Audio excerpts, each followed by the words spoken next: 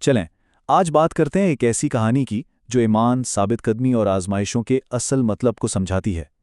یہ کہانی ہے حضرت ایوب علیہ السلام کی، جو صبر کی ایک جیتی جاگتی مثال ہیں۔ اس کہانی کی شروعات ہی اس کے سب سے بڑے سبق سے ہوتی ہے۔ یہ ایک جملہ مصیبت سزا نہیں بلکہ اللہ کا امتحان ہوتی ہے، دراصل اس پورے واقعے کی بنیاد ہے۔ مطلب زندگی میں آنے والی مشکلیں سزا نہیں ہوتی بلکہ اللہ کی طرف سے ایک ٹیسٹ ہوتی ہیں۔ تو سوال یہ ہے کہ ان آزمائشوں کے پہلے حضرت ایوب علیہ السلام کی زندگی آخر تھی کیسی؟ وہ اللہ کے ایک بہت ہی نیک، خوشحال اور شکر گزار بندے تھے جن کی زندگی نعمتوں سے بھری ہوئی تھی۔ سوچیں، ان کی زندگی ہر لحاظ سے مکمل تھی۔ وہ ایک پرہیزگار نبی تھے، ان کے پاس بے تحاشا دولت اور زمینیں تھیں، ایک بڑا اور خوشحال خاندان تھا اور اپنی قوم میں بھی ان کی بہت عزت تھی۔ سچ پوچھیں تو ان کے پاس شکر گزاری کی ہر ایک وجہ موجود تھی۔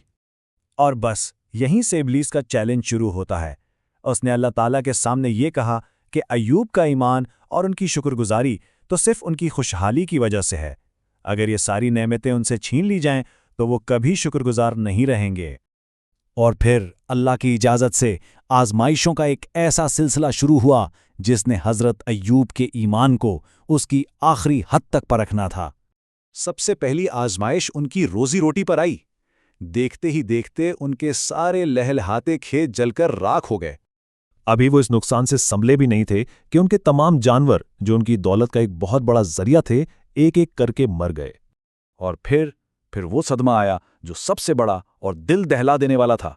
ان کی ساری اولاد ایک حادثے میں دنیا سے چلی گئیں۔ لیکن سب سے زیادہ حیران کرنے والی بات حضرت ایوب کا رد عمل تھا۔ سب کچھ کھو دینے کے بعد بھی ان کی زبان پر کوئی شکوہ نہیں تھا بلکہ شکر تھا۔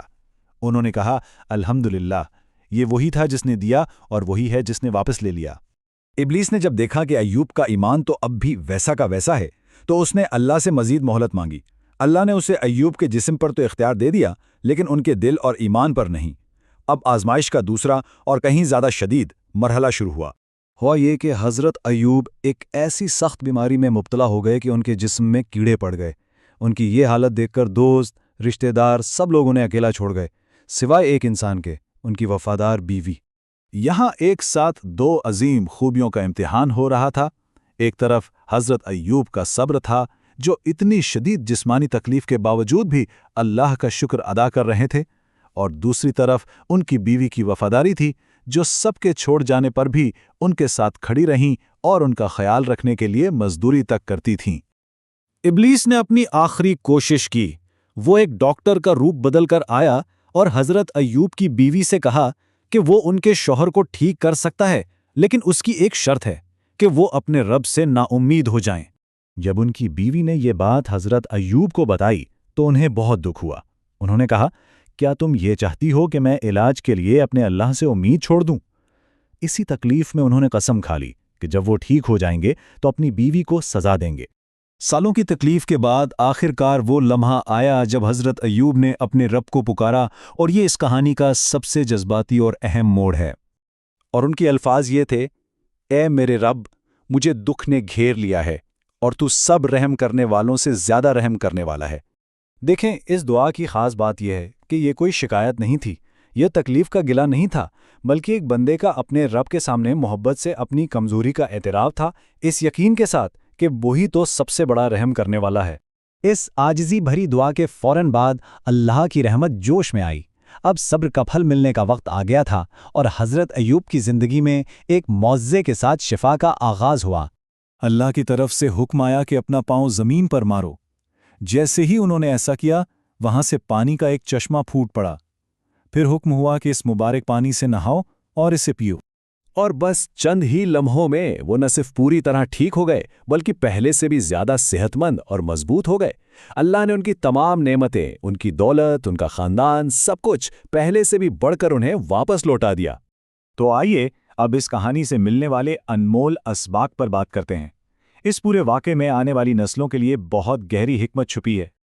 اچھا، اب ایک سوال تھا، اس قسم کا کیا ہوگا جو انہوں نے غصے میں اپنی بیوی کے لیے کھائی تھی؟ تو اللہ کی رحمت دیکھیں، جو سب سے زیادہ رحم کرنے والا ہے، اس نے کتنا خوبصورت حل بتایا۔ حکم ہوا کہ گندم کے 100 نرم تنکوں کا ایک گچھا لو اور اس سے اپنی بیوی کو بس ایک بار چھو لو۔